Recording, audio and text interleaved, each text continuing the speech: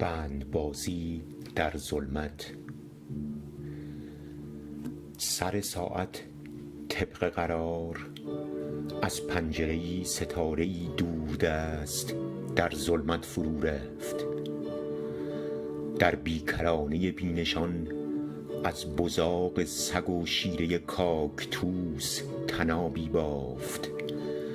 در امتداد کهکشان‌ها از فراز سنگ‌ها و شهاب‌ها گذشت و دوباره در کوچه گل سرخ ظاهر شد. سر ساعت طبق قرار.